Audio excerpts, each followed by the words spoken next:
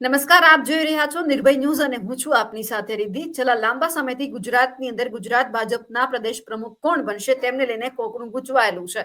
હવે 6 તારીખ નજીકમાં છે ને ખાસ કરીને ભાજપનો સ્થાપના દિવસ પણ 6 એપ્રિલે છે અને એ દરમિયાન જે અમિત શાહ છે તે ગુજરાત આવવાના છે. એટલે ક્યાંક શક્યતાઓ હવે વધી ગઈ છે કે ભાજપના સ્થાપના દિવસ નિમિત્તે ક્યાંક ભાજપને અને ખાસ કરીને ગુજરાતને ક્યાંક પ્રદેશ પ્રમુખ ભાજપ તરફથી મળવા જઈ રહ્યા છે તેવી પણ વાત અત્યારે વહેતી થઈ છે. હવે આ નામ ઉપર મોહર લાગી શકે છે કે કેમ તેમને લઈને ચર્ચા કરીએ અને ખાસ કરીને 8 અને 9 તારીખ આમ આદમી પાર્ટી અને કોંગ્રેસ માટે પણ મહત્વની છે. તેમને લઈને પણ ચર્ચા કરીએ. મારી સાથે અત્યારે વરિષ્ઠ પત્રકાર રાજકોટથી જગદીશભાઈ મહેતા જોડાયેલા છે. જગદીશભાઈ, નિર્ભય ન્યૂઝમાં આપનું સ્વાગત છે. જી નમસ્કાર બેન.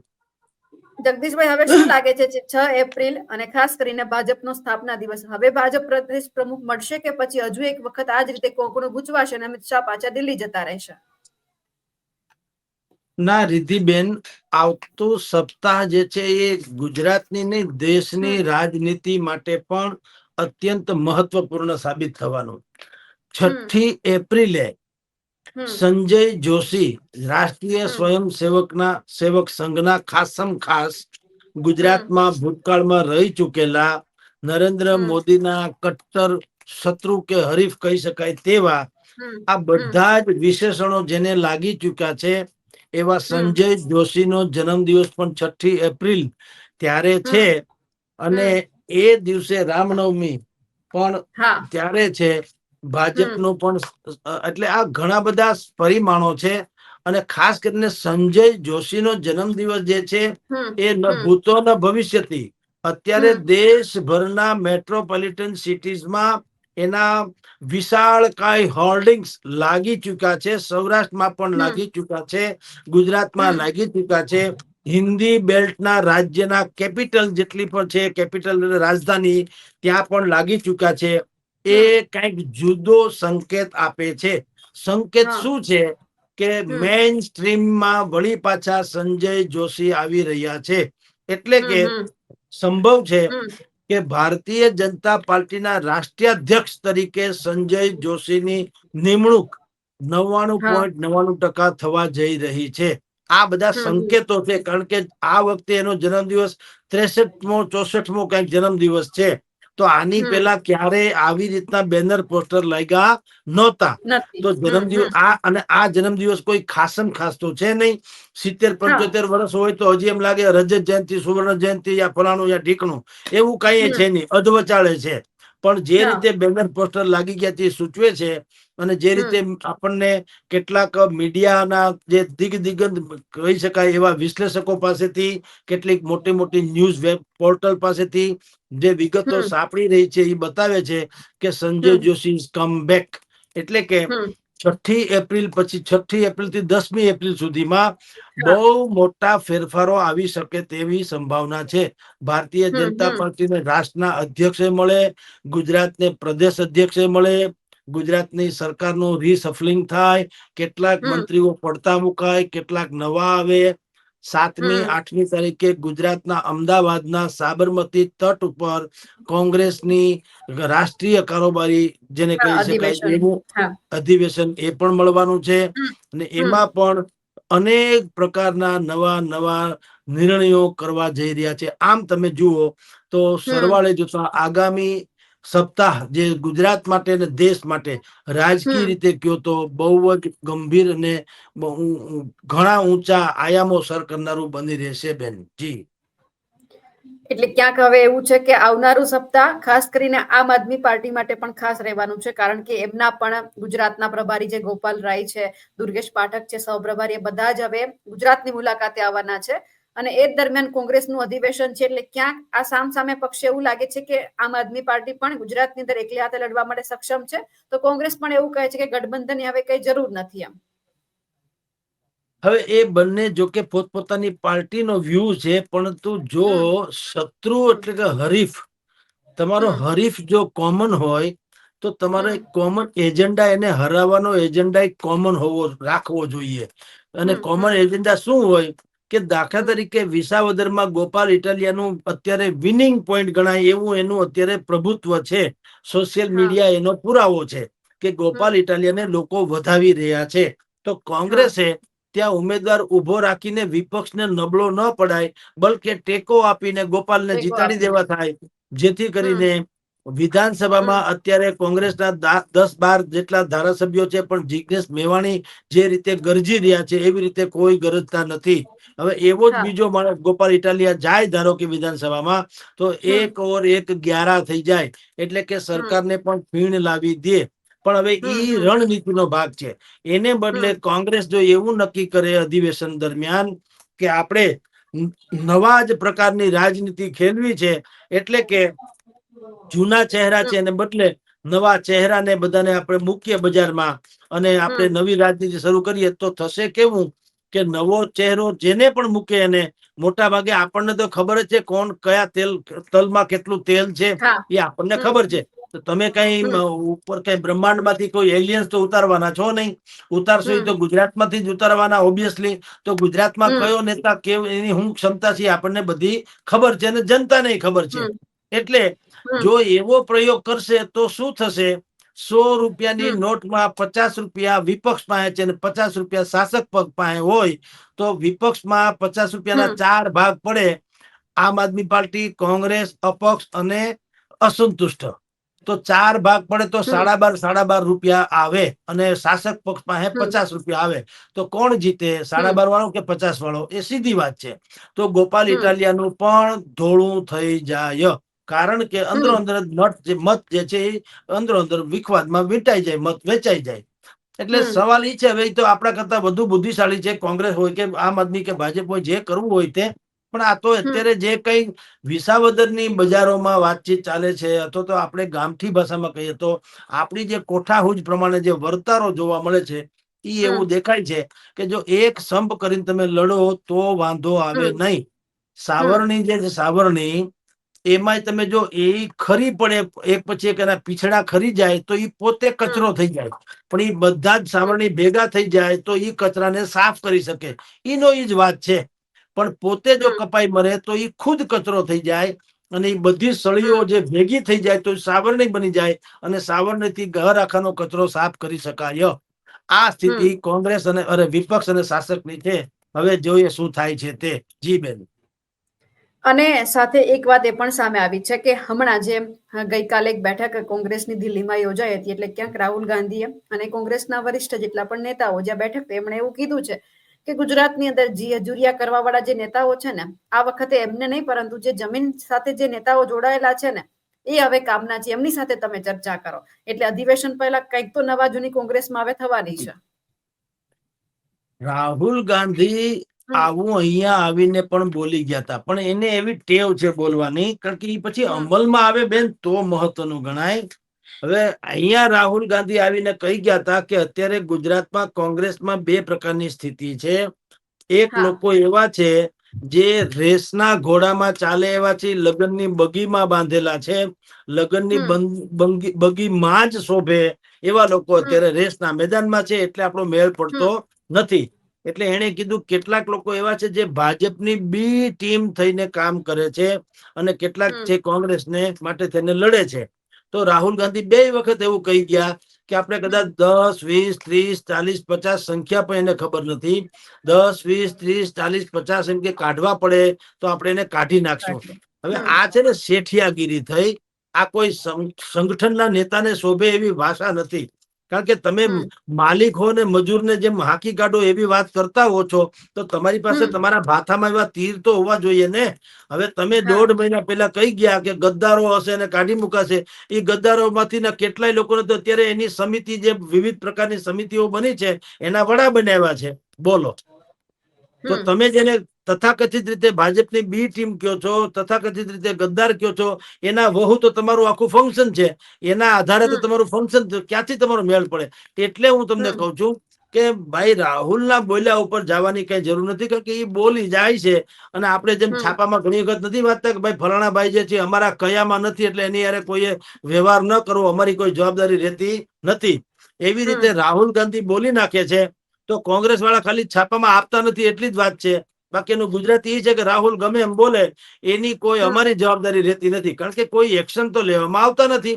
રાહુલ ગાંધી બોલે જાય છે પણ એનું કઈ એક્શનમાં તો આવવું જોઈએ. આજ સુધી તથાકથિત હમ રીતે ગદ્દારમાંથી એક પણ માણસને નથી નોટિસ મળી, નથી હા સંકેત મળ્યો, નથી સ્ટેપ ડાઉન કરવામાં આવ્યા, નથી હાસ્યામાં ધકેલવામાં આવ્યા, કે નથી કાઢી હમ મૂકવામાં આવ્યા. તો શું હમ તમારું બોલવાનું આવે શું? ને એવડા મોટા નેતાઓએ સમજી સોચીને બોલવું જોઈએ કે વારંવાર ખોટા પડીએ તો તમારી ઇમેજ અમસ્તી ઘસાતી જાય ઓર વધારે ઘસાય. પણ એટલે એ હમ બધી પરિસ્થિતિ તો છે, પણ 100 વાતની એક વાત એનો પ્રશ્ન છે, મૂળ વાત છે, કોંગ્રેસને હમ ભારતીય જનતા પાર્ટીની સામે જો જજુમવું હોય તો હમ ચાલ, ચરિત્ર બધું બદલવું ને ચહેરો બધું બદલવું પડે, નહીતર મેળ નહીં પડે. જી હમ જગદીશભાઈ, એક સવાલ એ પણ છે કે જ્યારે ગુજરાત પ્રદેશ પ્રમુખની ચર્ચા વિચારણા થતી હોય કે આ વખતે કોણ ગુજરાતમાં બનશે, એટલે હમણાં જ એક ફોટો સામે આવ્યો છે અમિત શાહની સાથે ઉદય કાનગડ અને એમની સાથે મયંક નાયક એક નજરે પડી રહ્યા છે. એટલે ફરી એક વખત ચર્ચા થઈ છે કે ક્યાંક આ બંનેમાંથી કોઈનું નામ આવશે ખરું? બેન, એવું છે, બહુરત્ના વસુંધરા. ભારતીય જનતા પાર્ટી પાસે અનેકો નામ છે. તમારી હમ ધ્યાનમાં ન હોય એવા નામે હું તમને કેટલાક આપું. વિનોદ હમ ચાવડા કચ્છના છે, તમે તો નામ એનું કે ધારાસભ્ય જેટલી ખબર હશે, એનું નામ પણ સાંસદ ચાલે. લ્યો બોલો. હમ જગદીશભાઈ જે છે વિશ્વકર્મા, એનું નામે ચાલે છે. બોલો. હા મયંક નાયક નું નામ ચાલે છે. ઓબીસી હમ માંથી ભાઈ ઉદય કાનગડ નું નામ ચાલે છે. કેટલાક કે છે કે હમ દલિત મહિલા લઈ આવશે, કેટલાક લે છે કે હમ અમતા કોઈ બીજી કોઈ કાસ્ટ ના ઓબીસી માંથી મહિલાને પણ લઈ આવશે. એટલે એવું છે ભાજપમાં તો હો વાત ની એક વાત. હવે તમે હમ નહીં માનો રિદ્ધિબેન, છેલ્લે મને જે ઇનપુટ્સ મળ્યા છે હમ પ્રમાણમાં થોડાક વજૂદ વાળા વ્યક્તિની વાત કરું છું. એ હા પ્રમાણે રાજેન્દ્રસિંહજી રાણા ભાવનગરના, રાજેન્દ્ર હા એ ભારતીય જનતા પાર્ટીના ફરીથી પ્રમુખ બનશે, કારણ કે ભૂતકાળમાં 2-3 ટર્મ રહી ચુક્યા છે. હવે હા એનું નામ અત્યારે સંભળાય છે. બોલો. હવે તમે જે નામ ઉદય કાનગડ કે મયંક નાયક કે જગદીશભાઈ નાયક વિશ્વકર્મા કે ઘણા નામો છે, એમાં હું તમને એક ઓર ઉમેરું. બોલો. હવે આ સુધી વાત હાલે છે, તો વાતો હમ તો અનેક પ્રકારની ચાલે છે કે ભાઈ હમ કોણ બની શકે. પણ સવાલ એટલો, જે કોઈ હશે તે એટલી વાત નક્કી છે રિદ્ધિબેન, કે હમ ઈ સંઘને સમર્પિત તો હશે, હશે ને હશે જ. હવે કોઈ હમ ડમી બમી નહીં ચાલે, કોઈ હમ હમ મારા તારા નહીં ચાલે, જૂથવાદ વાળા નહીં ચાલે, હમ હાઈ કમાન્ડરે સારું બને છે એવું ઈ નહીં ચાલે. હવે પરફોર્મન્સી પૈમાના તમારામાં હમ કઈક એવું કઈક કલ્ચર હશે, તમે બધાને કઈક એવું રિઝલ્ટ આપી શકવાના હો, તો જ તમારો મેળ પડશે. એટલે કોઈ પણ નામ આવે છે, મેં તમને જે નામ આપ્યું છે એ જરાક વધુ પડતું ગંભીરતાથી વિચારવામાં આવ્યું છે, કારણ કે એક તો સંઘનાય છે, પછી હા પરિપક્વ રાજકારણી છે, 2-3 હમ ટર્મ સુધી રહી ચુકેલા છે આ ભારતીય હમ જનતા પાર્ટીના, એને લુગડે કોઈ દાગ નથી. એના ફાધર જેવું કોઈ સ્વાતંત્ર્ય સેનાની જે છે એ અદ્ભુત વ્યક્તિત્વ ધરાવતા હતા, એવા એના ફાધર નો બધું આપણે ઇતિહાસ જાણીએ છીએ. વળી ક્ષત્રિય વગેરે સહિત સમાજની જે હમ તથાકથિત નારાજગી વાળી વાત છે, એ પણ જો રાજેન્દ્રસિંહ રાણાને પ્રમુખ બનાવવામાં આવે, ધારો કે ગુજરાતના, તો એ પણ વાત સમી જાય એમ છે. અને બીજું કે એ કોઈના કયામાં કે કોઈના દોરવાય નથી, સ્વયં પોતે પણ કઈક બુદ્ધિથી નિર્ણય લઈ શકે એવી ક્ષમતા ધરાવે છે. આમ છગડીયો કાઉન્સ કરીએ તો હમ રાજેન્દ્રસિંહ રાણાની વાત જો ચાલતી હોય, આપણને ઇમ્પોર્ટ ખાલી મળ્યા છે, સાચું ખોટું હમ રામ હમ જાણે કે હું, પણ જો મળે તો ઈ અત્યારે જેટલા નામ ચર્ચાય છે એમાં તો કમસે કમ એનું ઘોડો વીનમાં ગણાય, એ વજૂદ હમ વાળી વાત ગણાય. એમ ઘણા બધા નામો ચાલે છે, પણ ભારતીય જનતા પાર્ટીને કોથળામાંથી બિલાડા કાઢવાની ટેવ છે. આપણે કાંઈક ચર્ચા કરતા નીકળે કાંઈક, પણ એમાં કોઈ ફેર નહીં પડતા. એ ભાજપે પોતાનો પક્ષ, એમાં જનતાને કાંઈ લેવા દેવા નથી. પક્ષમાં એ હા કાળા ચોરને રાખે તો જનતાને ન્યાર લેવા દેવા નથી. જનતાને તો ચીફ મિનિસ્ટર કોને બનાવે છે, ફાઇનાન્સ મિનિસ્ટર કોને બનાવે છે, હા બાકીના બધા મંત્રાલયો કોને સોંપે છે, ઈ મતલબ છે. પક્ષમાં એને ફાવે ઈ કરે, તો ભોગવશે. જે ખરાબ લાગશે તો હારશે, ને હારા રાખશે જીતશે. એની યાર જનતાને લેવા દેવા નથી, કારણ કે પક્ષનો વડો હોય એ ખાલી હમ શું કરે, કાર્યાન્વિત કરી શકે, એના પક્ષના સંગઠનને કરી શકે. પ્રજા હમ ઉપર એને હમ કઈ ઇમ્પેક્ટ હોય નહીં, કે એવું કઈ લાગે નહીં. એટલે ઈ એનો વિષય છે. પણ એટલી વાત નક્કી છે કે હમ જે કોઈ આવશે તે હવે રાષ્ટ્રીય સ્વયંસેવક સંઘને સમર્પિત હોય એવા જ બેકગ્રાઉન્ડ વાળો જણ આવશે. જી બેન. હમ જગદીશભાઈ, તમને કેમ એવું આપણે કઈ નક્કી કરી શકીએ કે કોંગ્રેસનું અધિવેશન આ વખતે કોંગ્રેસ મજબૂત બને એ માટે યોજાવા જઈ રહ્યું છે, કે ફરી એક વખત આ બધું થશે અને પછી કોંગ્રેસના નેતાઓને કામ નહીં કરવું હોય તો નહીં જ કરે, એટલે જે થાય છે ખાલી જોયું રાખવાનું? જુઓ રિધિબેન, તક તો હમ છે, સાંભળી લ્યો. હા તક હમ ચોક્કસ છે. ભારતીય જનતા પાર્ટીનું 3 દશકાનું શાસન છે. એ શાસન હમ પછી લોકોમાં એન્ટી એસ્ટાબ્લિશમેન્ટ એટલે કે સત્તા વિરોધી જનમત એ એટલો બધો હમ પ્રગલ્ભ બન્યો છે. તમે ગોપાલ ઇટાલિયાની અત્યારે ખાલી જુઓ, વિસાવદરમાં ચૂંટણી જાહેર થઈ નથી, ચૂંટણી હમ પંચે કાંઈ કીધું નથી, ભારતીય હા જનતા પાર્ટીએ ઉમેદવાર રાખ્યો નથી, કોંગ્રેસે હા કોઈ નિર્ણય કર્યો નથી. ખાલી આમ આદમી પાર્ટીએ ગોપાલ ઇટાલિયાનું નામ શું જાહેર કરી નાખ્યું, હાહાકાર મચી ગયો ને બસ જીતેગા ભાઈ જીતેગા, ગોપાલ ઇટાલિયા જીતેગા, હમ એવું અત્યારે વિસાવદરમાં થવા માંડ્યું. એ શું સૂચવે છે? વિસાવદર ભારતીય જનતા પાર્ટીનો ગઢ ગણાય છે અને ત્યાં હમ જે 2.70 લાખની જનસંખ્યા છે એમાં 60%, 55 થી 60% પાટીદારો છે. હવે આ હમ બધા ભારતીય જનતા પાર્ટીનું બધું શાસન હોવા છતાં, તળિયાથી નળિયા સુધી સરકાર હોવા છતાં, જો ગોપાલ હમ ઇટાલિયાના નામના મંજીરા વગડવા માંડ્યા હોય વિસાવદરમાં, તો તમે સમજો કે દેશના બીજા અન્ય એટલે રાજ્યના અન્ય ભાગોમાં શું હાલત હશે. કારણ કે સરકારે જે છે અત્યારે અરાજકતાની ચરમસીમા છે. હમ એટલા બધા કાંડો થયા છે કે એના ગણાય હમ નહીં, વિણાય નહીં.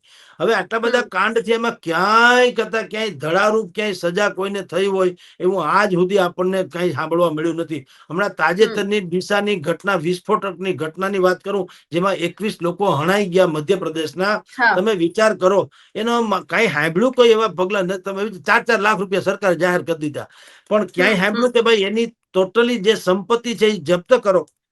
જેનું આ હા કારખાનું ગેરકાનૂની હતું, એટલે કઉ છું, હમ હમ ગેરકાનૂની કારખાનું હતું. આખું કારખાનું પછી સહિતના જે આરોપી એના માલિકો છે, તો એ બેને જેટલી સંપત્તિ હોય સંપત્તિ તમે જપ્ત કરો અને એના જેટલા હમ પૈસા આવે એમાંથી એક તમે ધડો તો બેસાડો કે ભાઈ મૃતક દીઠ, હવે મરી ગયા જીવતા ભલે નથી થતા, પણ મરેલા હોય હા ને દીઠ તમે 50-50 લાખ કે 2-2 કરોડ રૂપિયા કે એવું સમથિંગ આપો, તો એક પહેલ તો થાય કમસે કમ. એને બદલે કાંઈ નહીં. હવે ઈ તો એ બધા એમને તમે જાણો છો, બધી કેસેટ કાર્યવાહી ચાલે છે, એસઆઈટી બેસાઈટી નિમવાની, બધી ટાઈમ પાસિંગ જોબ છે. તો જનતાને ક્યાંય કરતા ક્યાંય કાયદાનું શાસન હોય એવું લાગતું નથી. બીજું, મોંઘવારીથી માંડી, બેરોજગારીથી માંડી, સલામતીથી હમ માંડી, આરોગ્યથી માંડી, શિક્ષણથી માંડી, હમ કોઈ કરતા કોઈ ક્ષેત્રમાં લોકોને ઓડકાર આવે કે ભાઈ સંતોષ થાય એવી કોઈ કામગીરી છે નહીં. એ લોકો ભલે ગમે તેમ માનતા હોય સરકાર પર, જનતાને પૂછો તો ખબર પડે. તો આ હમ બધી જ વાતમાં તક તો છે જ, ગોલ્ડન તક છે. જો કોંગ્રેસને તક લેતા આવડે તો. ઘણી વખત હમ એવું છે, તમે ઘોડાને નદી સુધી લઈ જાઓ, પણ પાણી તો ઘોડાએ પીવું પડે. ઈ હા કઈ પાણી જે છે ઈ પીનારો, ઈ લઈ જનારો માણસ પાણી તો ઘોડાએ પીવું પડે ને. એમ હમ અત્યારે તક, ચોક્કસથી તક ભાજપને ઉભી કરી, તક માનજો એન્ટી એસ્ટાબ્લિશમેન્ટ થઈ ગયું માનસ અત્યારે. પણ ક્યાંક હમ બોલા છે, કર્મ સંજોગે સુપાત્ર મિલે તો કુપાત્ર કો દાન દિયો ન દિયો. એમાં કોઈ હમ પાત્ર તો મળવું જોઈએ, મત નાખવા ક્યાં. અજાણા શત્રુ કરતા જાણીતો, અજાણા મિત્ર કરતા જાણીતો શત્રુ શું ખોટો. હવે જેનું કઈ વજૂદ ન હોય એવા જ માણસો થકી તમારે વિપક્ષ ચલાવવાનો હોય તો કોઈ શું કામ શાસક પક્ષને ખોવે. એમ કે ભલે હા કામ નથી કરતા, પણ આનું કઈક જાણીતા તો છે, કઈક કહી તો શકાશે. આનું કઈક બેઠક ઉઠક છે, એની પેઢી છે, હમ ઓફિસ છે, કર્મચારી છે, નેતા છે, જાણીતા માણસ છે, તો એને ક્યાંક હળી મળી શકાય. હવે તમે હાવ ઉડન ખટોલા જેવા હોય, ક્યાં જવું તમારે? એટલે કોંગ્રેસ હમ પાસે 100% તક છે, પણ એ ભાષણ કુષણથી તક દૂર નહીં થાય, ઝડપી નહીં શકાય. કોંગ્રેસે ચાલ, ચરિત્ર અને ચહેરો ત્રણેય બદલવું પડશે. ચાલ ચરિત્ર એટલે કે એની જે મુસ્લિમ તૃષ્ટિકરણની નીતિ છે, સૌથી મોટો અપરાધ એનો ઈ છે. ભલે જે માનતા હોય તે, પણ કોઈને ગમતું નથી કે તમે એક મુસ્લિમ અને મુસ્લિમનો એના પ્રેમી હોવું એ વાંધો, મુસ્લિમ તરફી હોવો વાંધો નથી, તમે હિન્દુ વિરોધી હો એટલી હદે તેના તરફદારી કરો છો. વકફ બોર્ડનું આજે તાજું ઉદાહરણ તમને કહું, હજી કે અમે કોંગ્રેસ એમ કે અમે એને કોર્ટમાં પડકારીશું. એટલે ભલામણ તમને કઈ ટપો પડે છે કે 85% હિન્દુ જે દેશમાં રહે છે, હમ વકફ બોર્ડના મુસલમાન સમાજના પણ 80% લોકો માને છે કે કાયદો સાચો અને સારો છે. કારણ કે વકફ બોર્ડની જેટલી સંપત્તિ છે એનો સદુપયોગ ક્યાંય થયો નથી, ગરીબના હિતાર્થે થયો નથી. મુસ્લિમ જેવા કોઈ ગરીબ નથી આ દેશમાં. તમે બાકી બધી જ કોમ, જે હિન્દુ, મુસ્લિમ, શીખ, ઈસાઈ, તમે ચારેયનું હમ સર્વે કરાવડાવે કોઈ માણસ, તો સૌથી વધુમાં દારિદ્ર્ય હાલતમાં કોઈ અગર જીવતી હોય કોમ, એનું નામ છે મુસ્લિમ કોમ. તો ક્યાં ગઈ તમારી વકફ બોર્ડની સંપત્તિની બધી? ક્યાંક તો કોકને મદદરૂપ તો થવું જોઈએ ને. સારા મદ્રેસા હોવા જોઈએ, સારી હોસ્પિટલ્સ હોવી જોઈએ, સારી ઈદગાહ હોવી જોઈએ, સારી દરગાહ હોવી જોઈએ, સારા ભોજનખાના જે કઈ એને કહેવાતું હોય એ હોવું જોઈએ. કઈ છે તો નહીં. ભારતની ત્રીજા ક્રમની સૌથી વધુ સંપત્તિ વાળી આ સંસ્થા છે. રેલવે અને સૈન્ય પછી અગર સંપત્તિ એટલે કે જમીન જાયદાદ કોઈની પાસે સૌથી વધુ હોય એનું નામ છે વકફ બોર્ડ. પણ તમે મુસલમાન સમાજની હાલત જુઓ તો જે લોકોએ વકફ બોર્ડના નામે બધી ચરી ખાધું, કરોડો લોકોને પૈસા બધા ઓહ્યા કરી ગયા, ધર્માદામાં મળેલી જમીન ઉપર તમે 5 સ્ટાર હોટલો ભાડે આપી દીધી ને એના પૈસા ગળચી ગયા. તો જનતા મુસ્લિમ સમાજે એવું ઈચ્છે છે કે સારું થયું આવો કાયદો હવે એ કાયદો મોનિટરિંગ કરશે ને ખબર પડશે વકફ બોર્ડની જમીનનું કોણ ક્યાં શું ઉપયોગ કરે છે. તો હવે એટલી હદે મુસ્લિમ સમાજે જાગૃત છે, તેમ છતાં તમે જુઓ હિન્દુઓને આહટ થાય એવું પગલું ભરે કોંગ્રેસ, અમે આને કોર્ટમાં પડકારશું. અરે ઘોડી ભાઈ, કોર્ટ શું કે તમને એને અક્કલ તો હોવી જોઈએ. અદાલતની ત્રેવડ છે. આ કાયદો સંસદે કર્યો છે, કોઈ ભારતીય જનતા પાર્ટીએ નથી કર્યો. લોકસભા અને રાજ્યસભામાં બાકાયદા બહુમતીના ધોરણે કાયદો બન્યો છે, તો સંસદ શું કામ એમાં ના પાડે?